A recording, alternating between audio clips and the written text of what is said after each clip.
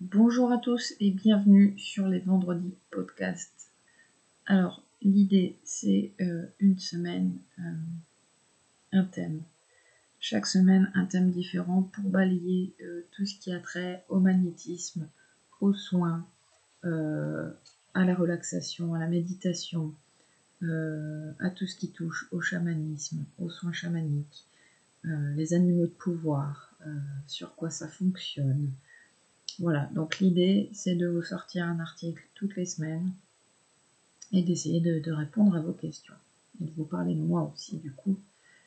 Donc si au cours des articles, il y a des questions, surtout, vous n'hésitez pas, vous les mettez en commentaire, que ça soit ici sur YouTube ou bien sur la page, il n'y a aucun problème, je répondrai aux questions.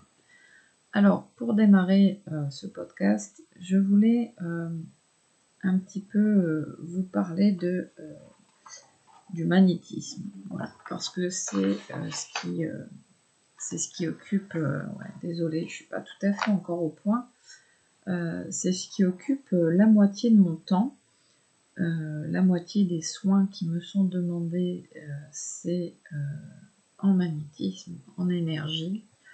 Donc, c'est quoi en fait le magnétisme? Ça, c'est une question qui revient souvent. Qu'est-ce que c'est que ça? Comment ça fonctionne?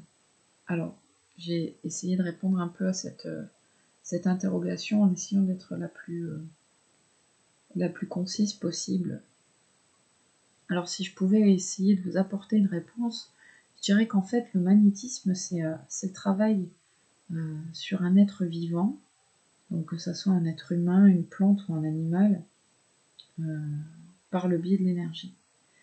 Parce qu'en fait, l'énergie, elle va être canalisée par le magnétiseur et elle va agir de manière positive sur tous les dérèglements qu'on peut traverser au quotidien, problèmes de sommeil, problèmes de peau, maladies diverses et variées. Cicatrisation, anxiété, douleur, bon, voilà, que sais-je. Donc, l'objectif, ça va être d'apporter un soulagement et un mieux-être à celui qui en a besoin et qui surtout en fait la demande. Il n'y a pas de soin sans accord préalable, oral, de la personne. Ça, c'est une condition sine qua non.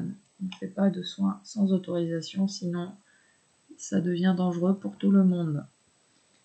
Alors, pour reprendre un peu sur l'énergie, vous expliquer un petit peu, l'énergie, elle est présente partout, en toute chose sur la planète, et forcément au-delà, jusque dans le cosmos, quoi. Hein. Alors, la physique, et notamment la physique quantique, vont tendre aujourd'hui à le démontrer et à le prouver. Donc, en fait, dans un soin, dans le magnétisme, dans la pratique du magnétisme au sens large, il n'y a rien de magique. Et ça tend à être démontré par la physique quantique. On est à quelque chose qui pourrait être du quasi-moléculaire, en fait, du quasi-cellulaire. Le magnétisme, c'est une pratique qui permet de travailler les différentes énergies à des fins de soulager, mais toujours dans la bienveillance, et envers la personne qui a fait la demande. Si on reprend au niveau de l'histoire, le magnétisme, il est pratiqué depuis la nuit des temps, depuis que l'homme est sur Terre, on pratique ces choses-là. À l'aube de l'humanité, il n'y a pas de médecin réellement tel qu'on le conçoit aujourd'hui, et le fait d'apporter un soulagement à l'autre, ça passe par le magnétisme. C'est même parfois un instrument de pouvoir. Si on remonte un peu dans le temps et qu'on s'arrête en Grèce, notamment en Grèce antique, on pense tout de suite à la Pythie, au temple d'Apollon à Delphes, qui va faire des oracles, qui sera entouré de serpents et qui va influencer les hommes de pouvoir qui vont venir la consulter. Ça va être, dans l'Égypte antique, là encore, des femmes qui sont souvent entourées de serpents pour toute la symbolique qu'on lui connaît, mais ça, c'est pas encore le sujet d'aujourd'hui, jusqu'au bâton d'Asclépios. On a aussi, jusqu'à aujourd'hui, encore tout ce qui est lié aux médecins. On a un caducée, on a un serpent. C'est quelque chose qu'on retrouve très profondément dans les cultures sur toute la planète, que ce soit en Inde, que ce soit en Europe, en Afrique ou même en Amérique. Le serpent est souvent lié à ces pratiques parce que, notamment sans m'étendre trop longtemps, le serpent peut matérialiser d'une certaine façon ce qui se passe dans l'invisible. Alors, par rapport à ces pratiques-là qui sont très anciennes, qui sont parfois même associées au pouvoir, elles vont demeurer longtemps une source de mystère, quelque chose peut-être parfois même d'inquiétant. Je pense notamment au Moyen-Âge où là, on fait littéralement la chasse aux sorcières. Il y a des femmes qui périssent au bûcher parce que elles sont indépendantes, parce que elles ne répondent pas à l'ordre établi et que leurs pratiques sortent de la sphère qui est dominée par le pouvoir en place.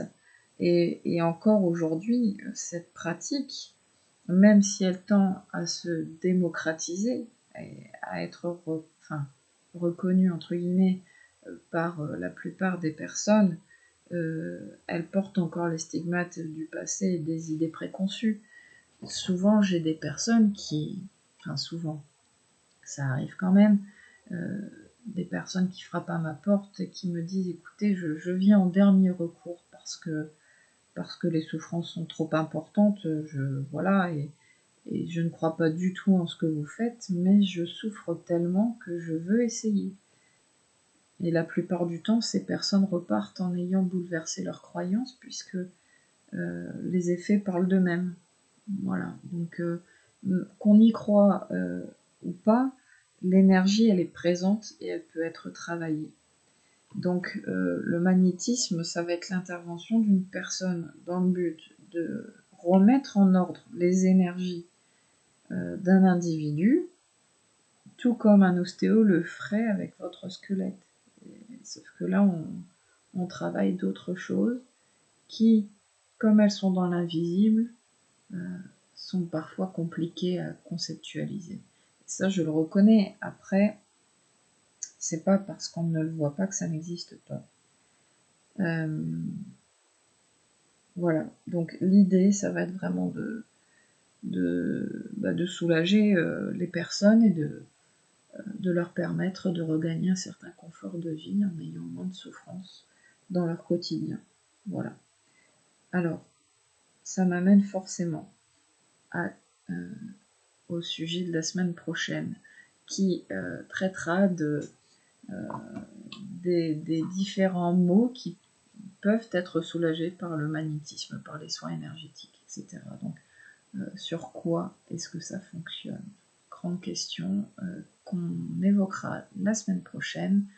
En attendant, je vous souhaite une bonne journée. N'hésitez pas à me laisser un petit commentaire, à me poser une question que vous aimeriez voir en article. Et puis, abonnez-vous à la chaîne. D'ici là, à la semaine prochaine. À bientôt. Bonne journée.